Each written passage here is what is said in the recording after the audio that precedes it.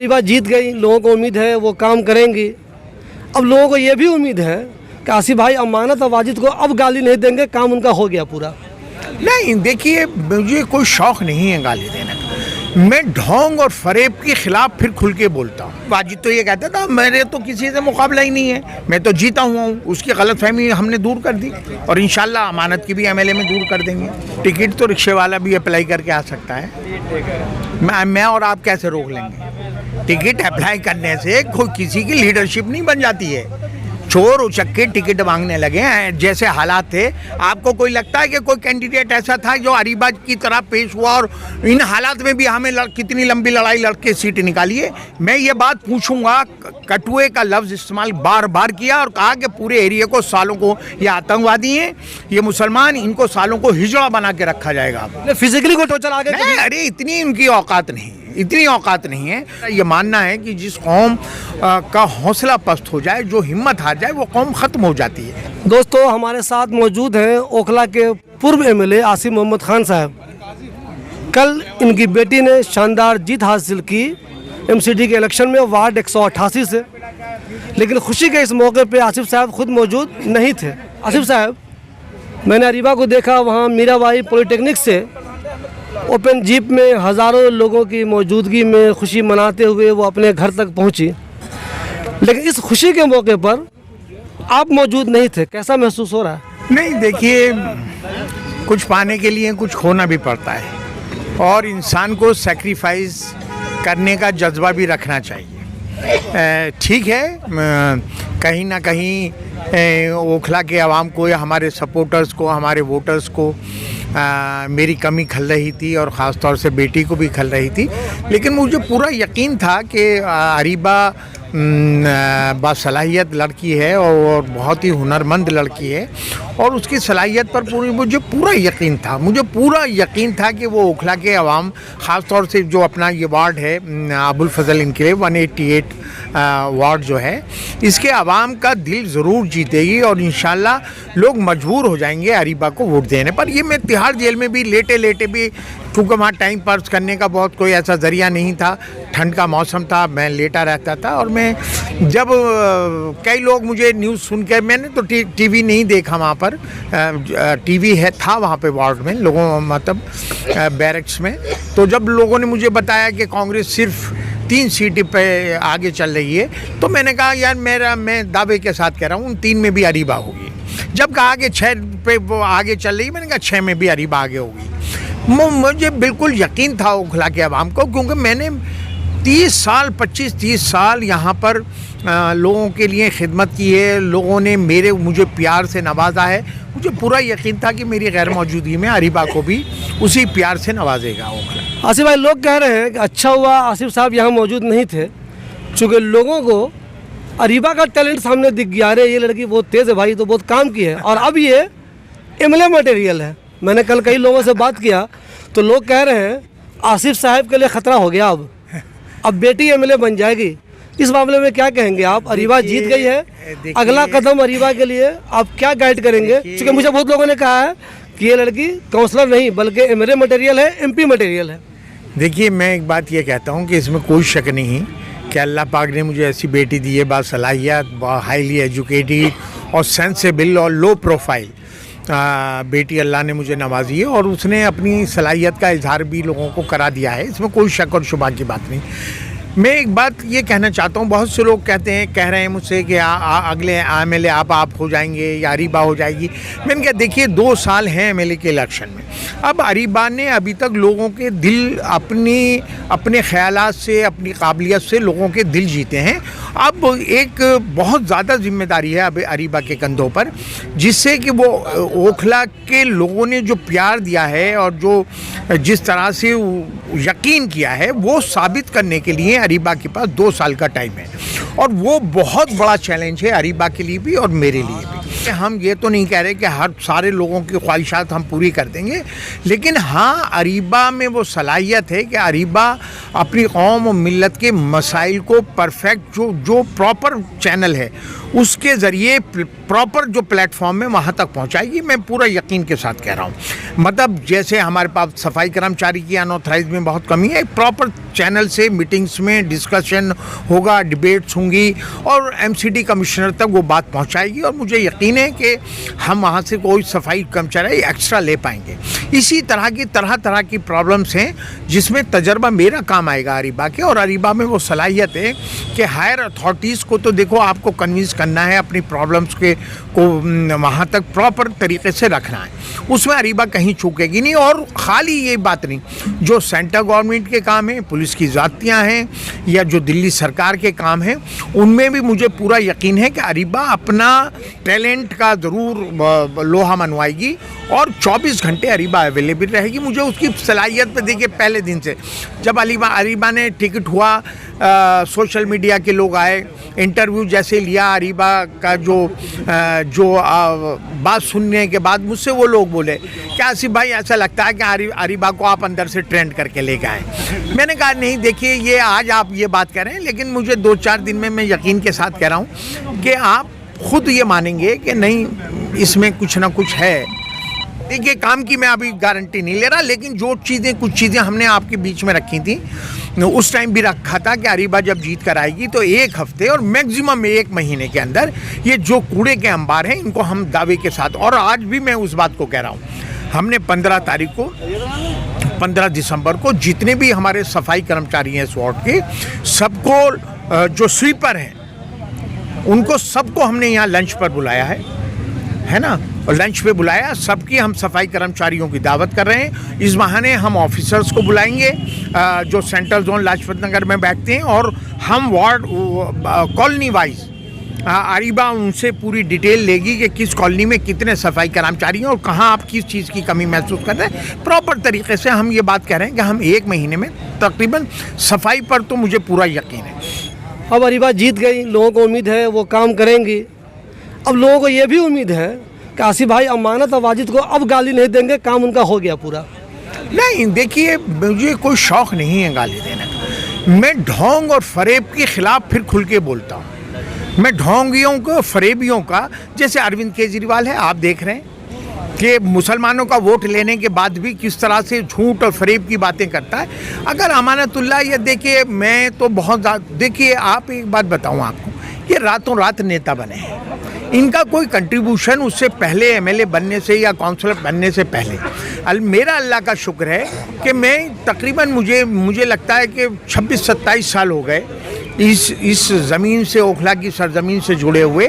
मैं पावर में रहा हूँ या नहीं रहा हूँ, मैंने हमेशा यहाँ के आवाज़ बनने की कोशिश की और अपने कौम और मिल्लत के हौसले को बढ़ाने की कोशिश की, क्योंकि मेरा ये मानना है कि जिस कौम का हौसला पस्त हो जाए, जो हिम्मत हार जाए, वो कौम ख़त्म हो जाती है। हम किसी भी हालात में रह रहे हो, लेकिन हमें नाउम्मीद नहीं होना है, हमें हौसले और हिम्मत से सब चीज़ों को फेस करना है और उसके लिए कुछ कुर्बानी भी देनी पड़ती है। आसिफ भाई का जो गुस्सा हमेशा हर दौर में पुलिस के ख़िलाफ़ रहा है, तो आसिफ भाई पुलिस के ख़िलाफ़ बोलते रहे, जेल जाते रहे, बोलते रहे, जेल जाते रहे, तो क्या अब नॉर्मल हो जाएंगे या वो गुस्सा हमेशा बरकरार ही रहेगा? देखिए मैंने आपको एक बात बताई, आपको मैंने ये एक बात कह रहा हूँ कि मैं किसी भी कीमत पर पुलिस की रिश्वतखोरी और पुलिस का जुल्म, नाइंसाफ़ी, एडमिनिस्ट्रेशन की किसी कीमत पर भी हम बर्दाश्त नहीं करेंगे। हमारे ऊपर परसों से पहले 7 दिसंबर से पहले हमारे कंधों पे कोई जिम्मेदारी नहीं थी, लेकिन हम फिर भी बोलते थे। अब हमारे कंधों पर एक जिम्मेदारी है। देखिए आप ओखला हल्के में आप ये देखिए कि एक तरफ पुलिस कमिश्नर एक सर्कुलर जारी करता है कि किसी भी पुलिस वाले को कोई राइट नहीं है, दिल्ली पुलिस कमिश्नर, कि वो अनऑथराइज कंस्ट्रक्शन पे जाए या इंक्रोचमेंट अगर कोई सड़क पे बना रहा, सड़क कब्जा कर रहा, पुलिस डायरेक्ट इंटरफेयर कर सकती है। लेकिन कोई अपनी ज़मीन खरीद के बना रहा, लेकिन ओखला में आप देख लीजिए एमएलए और काउंसलर खुद इन्वॉल्व कर रहे हैं पुलिस को और कोई कहने सुनने वाला नहीं है। एक दिल्ली सरकार का ऑर्डर है कि जितनी भी दुकानें हैं कॉमर्शियल, चाहे रेस्टोरेंट्स हों, चाहे परचूने की दुकानें हों, वो 11 बजे बंद हो जानी चाहिए। लेकिन ओखला में पिक एंड चूज चलता है। जो गलियों में छोटी दुकानें चलती हैं, जो हर बार होते हैं, उन्हें पुलिस वाले 9 बजे से डंडा मारने शुरू कर देते हैं कि बंद कर शटर, और नहीं उनका सामान उठा के लेके जाते हैं। आप 40 फीटे पे जाएंगे, सरिता विहार रोड पे जाएंगे, तो रात के 2-2, 3-3 बजे तक बड़े बड़े रेस्टोरेंट्स खुले हुए हैं, क्योंकि वहाँ पर 2-2 लाख रुपया पुलिस को महीने आता है। एक 40 फीटे पे एक दुकानदार पूरी रात रेस्टोरेंट खोलता है और बराबर के को 9 बजे बंद कर दिया जाता है। ये जो है, ये किसी कीमत पर भी बर्दाश्त नहीं किया जाएगा। देखिए, अभी 1 या 2 दिन में, क्योंकि लोग यहाँ आ रहे हैं, मैं उसमें बिजी हूँ, और इसके लिए मैं तो सड़कों पर उतरूंगा, अरीबा भी उतरेगी, और हम आवाम से भी चाहते हैं। देखिए, यहाँ पर पानी नहीं है जल बोर्ड का। दिल्ली सरकार में मेरे टाइम हो, परवेज साहब का रहो या अमानतुल्लाह का हो, तो लोग प्यासे नहीं रह सकते। हैंडपंप भी लगाएंगे, सबमर्सिबल भी लगाएंगे, मजबूरी है, कोई शौक में नहीं लगा रहा। आसिफ भाई, लोगों का यही सवाल है, मुझसे कई लोगों ने कहा कि आसिफ भाई से ज़रूर पूछिएगा आप, तो क्या जो 60,000 पुलिस ले रही है, 50,000 लेती है पंप लगाने पे, घरों पे, तो क्या वो बंद हो जाएगा? इंशाल्लाह 1 हफ्ते में हम पोस्टर और हैंड बिल में ये सारा मेंशन करेंगे और लोगों से अपील करेंगे कि किसी कीमत पर भी पैसा मत देना पुलिस को। और अरीबा का नंबर लिखा होगा हैंड बिल पे और पोस्टरों पे, आसिफ मोहम्मद खान का नंबर लिखा होगा। अगर पुलिस वाला किसी हैंड पंप पे पैसे लेने आता है और किसी सबमर्सिबल पे आता है, आप नोट कर लीजिएगा, मुझे याद दिलाइएगा हफ्ते 10 दिन बाद कि आपने तो ये कहा था। हम कहेंगे, अगर अब लोग खुद ही पैसे दें और हमें इन्फॉर्म नहीं करें, तो देखिए उसकी तो हम गारंटी नहीं ले सकते। लेकिन हम लोगों से अपील करेंगे कि अगर इस तरह की पुलिस की ज़्यादतियाँ, जुल्म होगी, आप हमें फ़ोन कीजिए, हम ऑन द स्पॉट पहुंचेंगे। हम देखते हैं पुलिस कैसे हैंड पंप नहीं लगने देगी और कैसे सबमर्सिबल नहीं लगने देगी। मैं आपके उससे कहना चाहता हूं कि मुझे अमानतुल्लाह ना समझ ले पुलिस, कि मुझे अरेस्ट करके या जिस तरह से मुझे स्टाइल से, जिस तरह से मेरा हौसला पस्त करने, सवाल ही नहीं। आपको 2-4 दिन के बाद जाहिर हो जाएगा। पिछली बार से ज़्यादा हौसले, हिम्मत से मैं सड़कों पर लड़ाई लड़ूं। आसिफ भाई, आपके चाहने वालों में जो आपको प्यार करते हैं, उनमें एक र्यूमर ये है कि आसिफ भाई को पुलिस ने टॉर्चर किया है। तो ज़रा हमारे दर्शकों को, अपने चाहने वालों को बताइए, क्या पुलिस ने आपको टॉर्चर किया था या नहीं किया? देखिए, एक बात बताओ, मैं इसी बात को टॉर्चर मान रहा हूँ कि तकरीबन आप लोग नहीं थे या लोग नहीं थे, 300-400 पुलिस वाले थे, और वो मुझे हवा में ही ले गए, मेरा पैर ज़मीन में नहीं लगा, है ना। उन्होंने मुझे ऊपर ही उठा लिया, है ना, और मुझे हवा में ही ले गए, गाड़ी में बिठाने तक भी।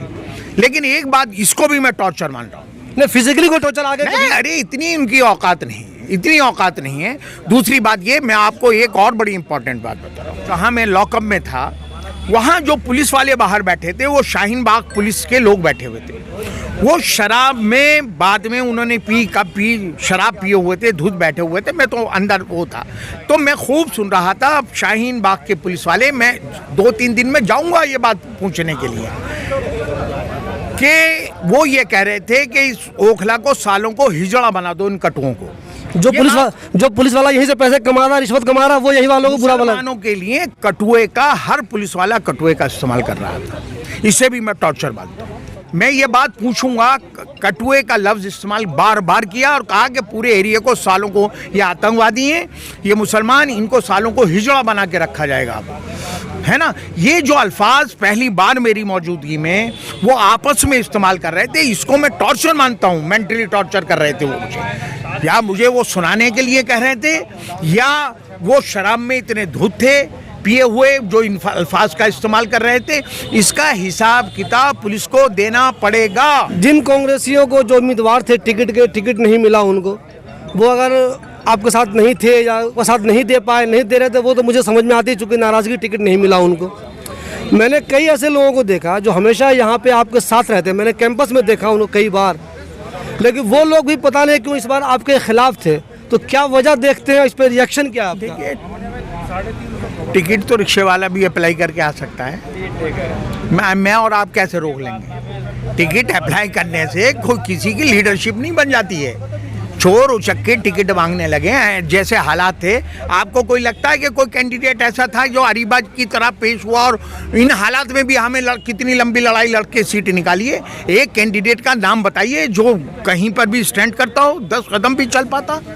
पहले ही दिन इसीलिए वाजिद इतना कॉन्फिडेंट था अमानत कि जी वाजिद तो ये कहता था मेरे तो किसी से मुकाबला ही नहीं है, मैं तो जीता हुआ हूँ। उसकी गलतफहमी हमने दूर कर दी और इंशाल्लाह अमानत की भी एमएलए में दूर कर देंगे। तो अब तो आप जीत गए, अरीबा जीत गई, वाजिद को अमानत को आप तो चैन से सोने देंगे ना आप? नहीं, देखिए ऐसा है, जो गलत काम करेगा उसका तो खमियाजा भुगतना पड़ेगा, कोई भी करे। एक बात बता दिए, 5 साल वाजिद ने सिर्फ ओखला में बिल्डिंगें बनाई हैं, सिर्फ बिल्डिंगें बनाई है।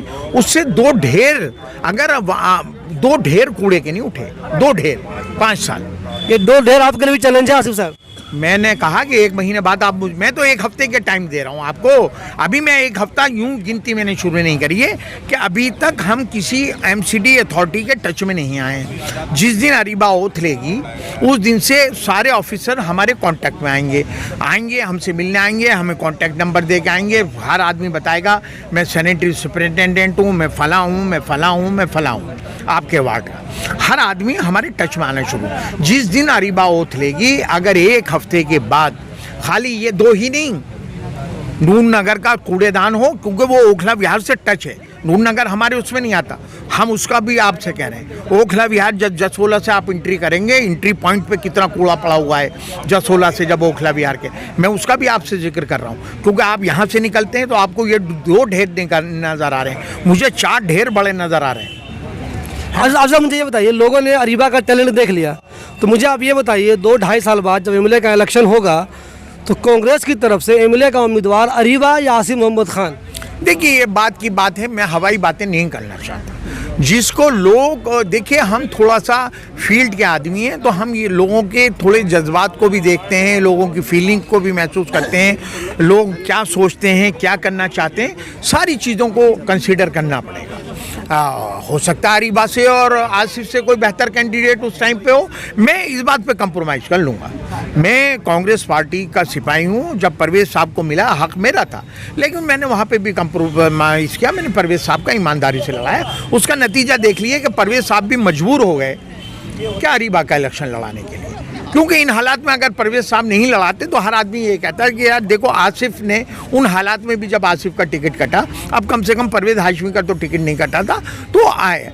तो मैं ये बात नहीं कहता हूँ, किसी की भभौती नहीं होती है आसिफ की या उसकी, लेकिन हो सकता है 2 साल में कोई बेहतर कैंडिडेट हो। हम तो चाहेंगे कि कांग्रेस का सर्वाइवल हो, कांग्रेस फिर एक बार वो आए, लेकिन हम ये नहीं चाहेंगे कि साहब आसिफ को इसलिए टिकट दे दिया जाए कि आसिफ कल को हार जाए, पैसा भी खर्च होगा और कांग्रेस की सीट भी कम होगी।